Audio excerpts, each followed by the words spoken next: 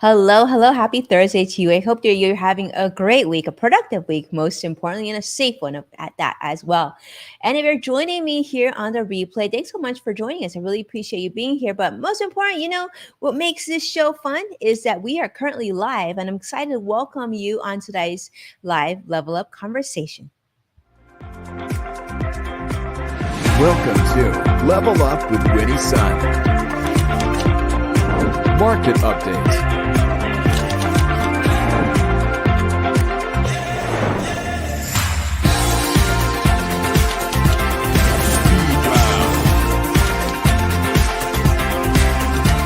Award-winning financial pro. Get ready. I present to you Level Up with WinnieSun. Hello, friends. I'm WinnieSun, your host, Forbes contributor, CNBC council member, and award winning financial pro, here to keep you on top of relevant, trending business news. And what makes it especially special and an honor to be here with you is, of course, that you're part of today's discussion. So, we're going to be monitoring comments and audience feedback throughout our segment today. So, don't be shy. If you're joining me live right now, let me know where you're joining me from, what part of the world you're at. Are you in Europe? Are you here in the United States? And most importantly, how are you feeling? How are you feeling this week? And has there been any news recently that's jumped on your radar that you find interesting? Now, let's start and talk about how the market closed. Unfortunately, I wish we had better days today as well, but the week's not over, so maybe tomorrow will be a hit. The Dow closed down, unfortunately, 85 points. The Nasdaq, though, did creep up 52 points, and we'll take that. And the S&P 500 also down 3 points. Now, some of the news that have been trending. Now, this is actually news. Some of this news is actually coming from my friends at LinkedIn. As you know, if you haven't been on LinkedIn recently, let me just tell you, this is one of my favorite sources of relevant trending business news because if you go on the homepage of LinkedIn on the right hand corner, it actually shows some really big trending topics shared by LinkedIn's various editors as well. But actually, before I get that, let me talk about like why the market was down. That's probably really helpful, right? Well, unfortunately, today we actually showed some hiring numbers, and this was some employment data that came out. We typically get this on every Thursday, and unfortunately, it looks like although in the last few weeks we've been hearing it, actually not just last few weeks, almost the last 6 months, we've been hearing how here in the United States hiring has been strong. Well, unfortunately, it looks like those numbers aren't quite as good as we may have hoped for because this was also trending on LinkedIn earlier today of like, are people going back to work? Are companies continue to hire? And most important, are people staying employed? Because today, also, as we mentioned earlier on Thursdays, the unemployment numbers came out, and the unemployment numbers actually showed almost at a record high of being of people filing for unemployment for the first time. And this is in many months. So it's almost like a new high. We certainly don't want to see that, especially considering that inflation is also at an all-time high. And they were saying the reason why we're not quite exactly totally in a recession is because job data was relatively straightforward and positive. But unfortunately, it doesn't look like such is the case. Now, hiring drops have now fallen for the fourth month in a row.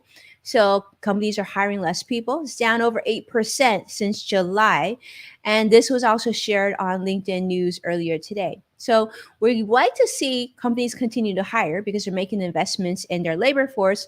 And also that means more people are able to work and bring in home a paycheck, which means more money could essentially go back into the economy to keep us out of recessionary periods. But doesn't look like that's the case right now, at least for this week. And so that's why you're seeing some nervousness on the financial markets as well. Now, another area that you may have seen and you haven't seen, this was actually trending all over the news today. This was sort of suspected in the last couple of days. If you've been following sort of health news here in the United States as well as globally, you've probably heard about monkeypox. Well, today, the White House declared monkeypox a public health emergency. And what this really means is it is essentially, I mean, monkeypox from yesterday to today hasn't changed that much, but from a week ago to this week, it has changed dramatically. In fact, there's now over 6,000 cases of monkeypox here in the United States, which is actually an increase of over 80% in just 1 week. Now, they're saying the reason why this is so important that this be declared a public health emergency is primarily they're saying that this probably could have been avoided if the United States government and other governments had moved more quickly, more swiftly, if they had gotten vaccines out to those who really needed it and those at most at risk of contracting monkeypox. But they're saying, well, now we're doing it. So now that there's a national emergency declared, this will mean that they're going to be able to have the Secretary of Health enter into contracts for treatments and other necessary supplies, medical supplies, equipment, and other things to be able to support hospitals in their efforts to combat monkeypox. In fact, CDC Director Rochelle Walensky, you've seen her in the news plenty. She's also saying, "Oh, this is actually not only going to help with medical care and things like vaccines and whatnot, but it also give them the ability to provide more resources and data." And this is really interesting. I would think that the within the United States they would have plenty of data that they would be able to share that data, but I guess sometimes you have to declare these emergencies. So 81% increase in the United States here on monkeypox. And this is kind of just coming a little behind because in California, New York, and Illinois, they've already declared a state of emergency for monkeypox. But now the entire United States has done that. So we'll see how that unfolds. But really important to pay attention because, as you know, what happens in health, what happens in concerns, and what happens when rises into pandemic and more people going to the hospital, all of that will impact investor sentiment, which can also impact the financial markets. And of course, depending on when you need to utilize your money, well, that's very, very important. I want to take a moment and say hello to Siddiq joining us from YouTube Live. I see Joshua. See, thank you everyone for joining us. I think a lot of you are joining us live today, and thank you so much. We really appreciate it. Yeah, so weekly jobless claim numbers for this week ended at about 260,000, which was a little bit more than we expected. So highest level on unemployment since November. Yeah, we don't like to see that, especially since we're still combating inflation and we're worried, of course, about going into a full recession. Now, let's segue a little bit and talk about companies and what companies are doing and what employees are doing and some of the trends that we've been paying attention to as well. We're going to start with Facebook. Some of you know Facebook as Meta because they changed their sort of parent name, just like Google changed Alphabet. Facebook is now Meta. Well, it's really interesting because at Facebook, they're talking about making some pretty large changes, not only on the employee front, but also on the corporate executive front. I want to share you this bit of news. This was actually shared on LinkedIn News yesterday by editor Harriet Sinclair. And Harriet shared that, well, okay, so we know that we like flexible working. We certainly learned that from the pandemic, working from home, the hybrid, not going into the office 40 hours or more a week like normal. Well, companies like Meta and Google, who I talked about as Alphabet, they're actually looking to reducing some of their overall employee costs. Now, you might think that they might be doing layoffs or changes in how many people are being managed and whatnot, but actually, I'm actually talking about employee perks. Now, if you've ever been to Meta or Facebook headquarters like I have, you know that it's almost like going to downtown Disney. Now, if you live in Florida, which I know Sadiq does, if you've been in Florida or you've been to here in Southern California and you've been to downtown Disney, you know how pretty it is. It's like all picture perfect. There's a cupcake store, there's restaurants, and all. Well, being on Facebook headquarters is much like that, and so is being on Google headquarters and DreamWorks and a lot of other notable companies that really, really beefed up their employee experience over the years. Well, now, because of all the increasing costs of doing business, more companies are looking to cut these costs. All of these perks and whatnot, they're calling it free swag, the business dinners. This is all going to be trimmed pretty dramatically. In fact, a lot of companies are saying they're going to be limiting these perks that they used to use to attract people during a very tight labor market. So I don't know. It's interesting. They're saying that, well, plenty of companies are hiring. There's a lot of competition for the best talent. They're also saying people are still, filing unemployment now at higher levels. So which is it? Which is it? Is it like we are fighting or people are being like quitting their jobs or not working or getting quit? I don't really know. It's kind of conflicting information.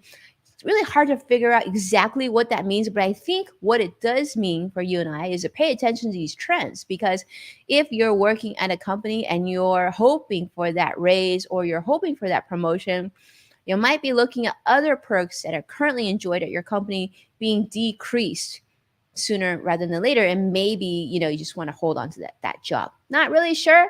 But on the other note, on Facebook, also talking about Mark Zuckerberg now, is talking about, well, there's a lot of Facebook Meta executives jumping ship, mainly not jumping ship so much, but mainly jumping that city that they were working at. So, Facebook is based up in Silicon Valley, and a lot of executives now are actually jumping ship and, believe it or not, going to work and working in out of places such as London. They're really embracing this remote work or hybrid lifestyle. And so that's been a trend that they're seeing a considerable amount of Facebook executives are going to be doing that. And we'll see if that continues at the other tech companies as well. You know that Twitter actually announced prior to the Elon Musk drama of that they were really going to embrace letting people work from home indefinitely. Who knows if that's going to happen? All right, let's see. I see Sadiq is sharing that. I went to Meta 2 times. I saw inside from outside. You know, Sadiq, I was there, pre-pandemic. It was awesome. I remember they had a cupcake bakery, they had free dry cleaning on site, they had amazing, amazing ramen and sushi and like burritos and salad bar. The food was incredible. But all these different meals, and it would like literally look like downtown Disney. So it was a fun place. But I guess a lot of those perks might be going away. Now, another story, of course, on that same note is Walmart. Walmart is also trimming its corporate staff. In fact, they plan to be laying about 200 corporate employees relatively soon. Now, it's interesting because, as you know, as the world's actually the largest U.S. retailer, many people, because of the cost of goods and inflation, have actually been going towards these more discount retailers as it is. They're shopping more at Walmart than perhaps Saks at Fifth Avenue. I don't know if that's true, but I'm going to guess like there's a lot more volume in that direction. Well, it's saying that right now, not only is Walmart going to be laying off more people, but areas that they're still being very cautious about, but still adding to employment is e-commerce, advertising, and supply chain. So if you're in college or you're thinking about going to college and you're thinking about what to study, maybe some food for thought as well. And I thought that was a pretty interesting story. The other area that was also a trend is Wayfair. Wayfair just announced that, well, it looks like people aren't spending as much on furniture anymore. In fact, their sales have dropped tremendously, more than 15% in the latest quarter, saying that, well, because of inflation and concerns about money and cash flow, although during the pandemic, people were thinking, well, I'm going to be spending a lot more time at home, so I might as well get new, I don't know, living room furniture or other nice perks for my house. Well, that doesn't seem to be the case. Now that the pandemic is ongoing now to its third year, sales of furniture and those larger pandemic related items have plummeted pretty significantly. So in the realm of, believe it or not, $378 million during the last quarter in terms of loss. It's just incredible how much an online company has sold in terms of furniture and the decrease its earnings. It's craziness. But that was shared today also from the Wayfair CEO. So some news. I mean, this is interesting, right? It kind of gives you an idea of where we are and how we compare to the rest of the world. I also have heard today that the UK is now suggesting that they're pretty much for sure expecting to go into a recession as well. So not just us, other parts of the world as well. And I think that, it just means that we're probably even that much closer to a recession if we aren't feeling one right now as well. But yeah, lots of news going into the end of the week. And of course, I'll be coming back to you next week with more news. Hopefully we get some more positive news. Hopefully we get some turnaround in the financial markets. But unfortunately, it looks like we probably will end, at least today, on kind of a level, right?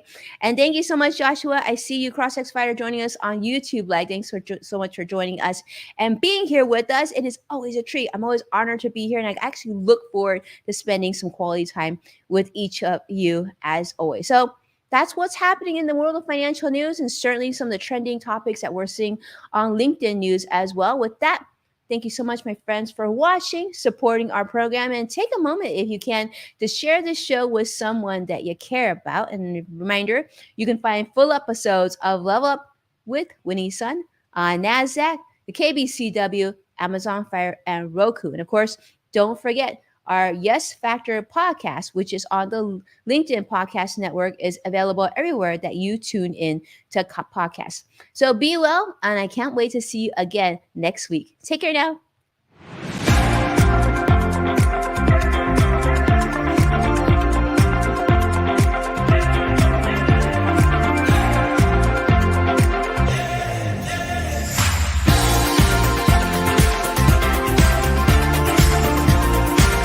Sun TV on YouTube. Subscribe to WinnieSun TV on YouTube.